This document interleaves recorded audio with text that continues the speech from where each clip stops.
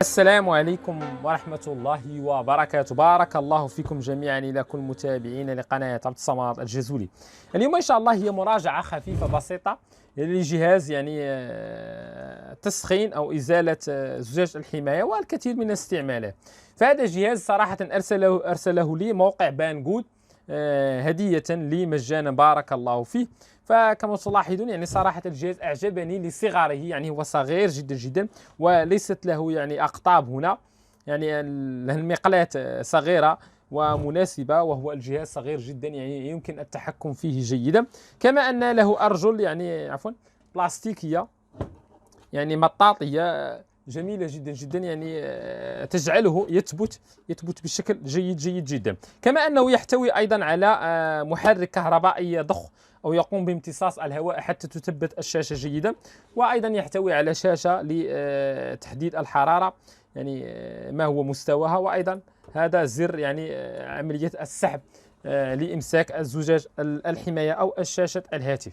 صراحة هو صغير جدا، صغير، مقاسه جيد وجميل، أعجبني صراحة. اشتغلت عليه، ما أعجبني فيه وهو صغر حجمه والأقطاب التي هي غير موجودة هنا، مما يسهل عليك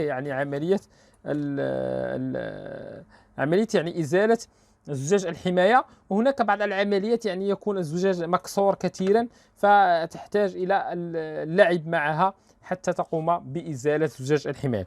إذا نقوم بتجربة عليه بسيطة ونقوم بإزالة هذا الزجاج. بالنسبة لرابط شراء هذا المنتج ستجدونه أسفل الفيديو.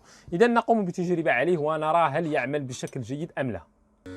إذا مشاهدينا الكرام، الآن نمر إلى تجربة هل يعمل بشكل جيد أم لا.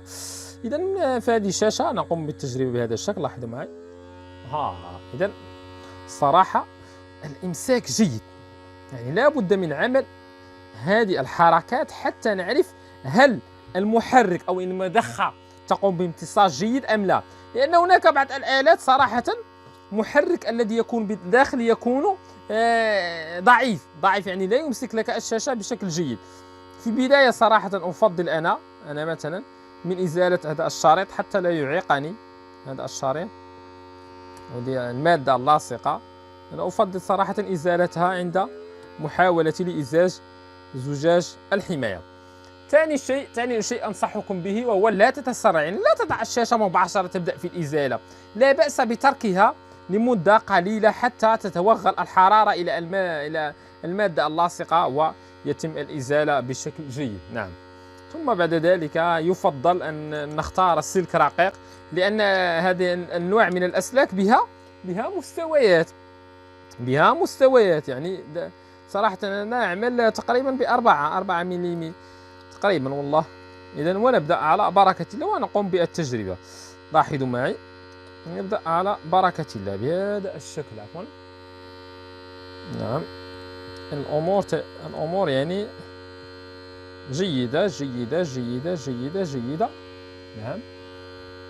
صراحة أحس بأن هذه الآلة رغم صغرها إلا أنها جيدة. نظن أننا انتهينا. جيد قامت بأداء رائع. عفوا. ودائما نتخلص من السلك الذي اشتغلنا عليه، لا نشتغل عليه مرتين لأنه يتقطع بشكل سريع جدا جدا. إذن أعتقد بأنها قامت بعمل جيد، فتم عزل زجاج الحماية بكل سهولة وصراحة أحسست بأنها تمسك الشاشة جيدا. هذا ما أعجبني فيها، هو أن محرك الذي يوجد بالداخل قوي. ثاني شيء صغيرة. ثالث شيء لا توجد أقطاب هنا، وصراحة وصغيرة. هناك فكرة ربما الكثير منا يسألنا، فعليك أن تعلم بأن ليست هذه القطعة هي التي تسخن، فالتي تسخن هي القطعة الصغيرة التي توجد في الداخل، تلك هي التي تعطي أو تغذي كل هذه الصفيحة بالحرارة. كانت هذه فكرة فقط عن طريقة عمل هذه الأداة. وأيضا أضيف أن كلما كانت هذه غليظة وسميكة كلما كان العمل عليها جيد، كلما كانت رقيقة كلما كان العمل عليها غير جيد. أنا أفضل أن تكون هذه سميكة. نعم، جيد بحجم لا بأس، مثل هذا. أما إذا كانت رقيقة فلا أحب ذلك. إذن من هذا المنبر أشكر موقع بانجود على هذه الهدية البسيطة الرائعة، ورابط شرائها ستجدون أسفل الفيديو، وأستودعكم الله، والسلام عليكم ورحمة الله وبركاته.